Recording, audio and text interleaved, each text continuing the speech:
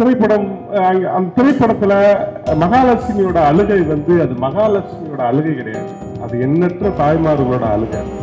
நிறைய தோழர்களுக்கு அது அங்கீகாரம் கிடைக்காம கூட போயிருக்கலாம்.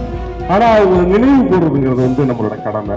ஒரு காட்சி எடுக்கிறதுக்கு கிட்டத்தட்ட 3 மணி நேரம் 3.5 மணி நேரம் வண்டியில டிராவல் ஆகி அதுக்கப்புறம் மலைக்குள்ள நடந்து போய் ஒரு காட்சி இந்த கடைசியா சண்டை நடக்கிற இடத்துக்குலாம் நாங்க டிராவல் ஆகி 2 மணி நேரம் போவோம். தொடர்ச்சியா தோல்வியே இல்லாத ஒரு இயக்குனர் வரிசையில மீண்டும் மீண்டும் அமர்றதுக்கு அவரோட உழைப்பு பெரிய காரணம் நான் நினைக்கிறேன். எல்லாருக்கும் வணக்கம். முதல்ல வந்து இந்த படத்துக்கு வந்து அவயம் படிப்பகம் வந்து ஒரு கலந்துரையாடல் எடுத்ததுக்கு படக்குழு சார்பாக முதல்ல நான் நன்றி தெரிவிச்சுக்கிறேன். வெறுமனே இந்த படத்துல நடிச்சேன் அப்படிங்கிறதுக்காக நான் இந்த மேடையில் வந்து உட்காரல. இந்த திரைப்படத்துல சொல்லப்பட்ட கருத்துக்கள் ஒருவேளை இந்த படத்துல நடிக்காட்டி கூட நான் இங்க கண்டிப்பா வந்து உங்கள ஒரு ஆளா நான் கண்டிப்பா இதுல கலந்துருப்பேன். என்னன்னா திரைப்படம் அந்த திரைப்படத்துல மகாலட்சுமியோட அழுகை வந்து அது மகாலட்சுமியோட அழுகை கிடையாது, அது எண்ணற்ற தாய்மார்களோட அழுகை. போராட்டங்கள் எல்லாமே எல்லாரும் இன்புற்று இருக்கத்தான், அதுக்காகத்தான் தோழர்கள் வந்து தொடர்ச்சியான போராட்டங்களை நடத்திக்கிட்டே இருக்காங்க. நிறைய தோழர்களுக்கு அது அங்கீகாரம் கிடைக்காம கூட போயிருக்கலாம். ஆனா அவங்க நினைவு கூறுறதுங்கிறது வந்து நம்மளோட கடமை. தமிழர்கள் வந்து எப்போதுமே அந்த இது நினைவு கூறுவவங்க அப்படிங்கிற முறையில இந்த திரைப்படம் வந்து தமிழ்நாட்டில் வாழ்ந்த மறைந்த எண்ணற்ற தோழர்களை நினைவுபடுத்துது அப்படிங்கிறது இந்த படத்தோட பெரிய கொண்டாட்டமான மகிழ்ச்சியானதா நான் பார்க்கிறேன். நான் இந்த படம் நிறைய கேள்விகளை எழுப்புச்சு. இன்னைக்கு என்னோட ஒரு நேர்காணல இருந்து நிறைய பேர் கேட்டாங்க, எப்படி சென்சாரை தாண்டி இந்த படம் இப்படிலாம் வந்துச்சு அப்படிலாம் ஒரு கேள்வி கேட்டாங்க.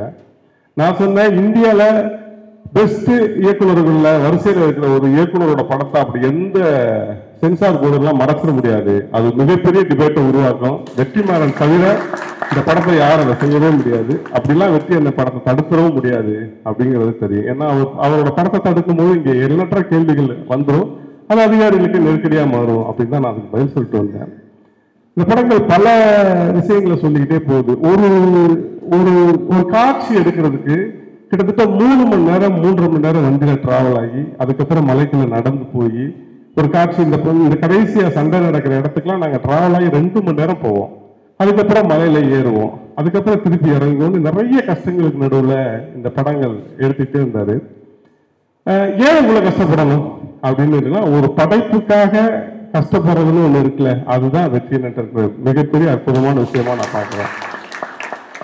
அண்ணன் கூட எனக்கு வந்து இது 5வது படம். முதல் வந்து விசாரணை, வடசென்னை, அசுரன், விடுதலை 1, விடுதலை 2, அந்த படமா அண்ணன் கூட இருக்கேன். ஒரு நாள் கூட இந்த படத்துக்கு நாங்க ப்ரீவியூ ஷோ போட்டதே கிடையாது. என்னன்னா படம் தேட்டருக்கு வர கடைசி நிமிஷம் வரை இங்க போராடிட்டே இருப்பாரு. தன்னால என்ன பெஸ்ட் கடைசி மினிட்ல கொடுக்க முடியுமோ அது வரைய அந்த உழைச்சுக்கிட்டே இருப்பாரு.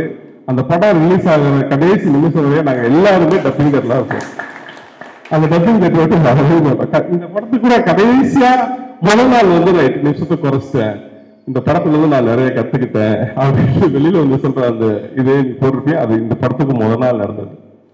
அப்படியா அவரால் அவற்றிலிருந்து சினிமாவில் நான் கத்துக்கிட்டது என்னன்னா உழைப்பு தான். ஒரு படத்துக்கு என்ன உழைக்க முடியுமோ, தன்னால எவ்வளவு கஷ்டப்பட முடியுமோ, எவ்வளவு உழைப்பு செலுத்த முடியுமோ அந்த உழைப்பை செலுத்தி அந்த படத்தை வந்து தூக்கி நிறுத்துவாரு. தொடர்ச்சியா தோல்வியே இல்லாத ஒரு இயக்குனர் வரிசையில மீண்டும் மீண்டும் அமர்றதுக்கு அவரோட உழைப்பு பெரிய காரணம் நான் நினைக்கிறேன். அதனால மீண்டும் இந்த நிகழ்ச்சி ஏற்பாடு பண்ணதுக்கு ரொம்ப நன்றி. வணக்கம்.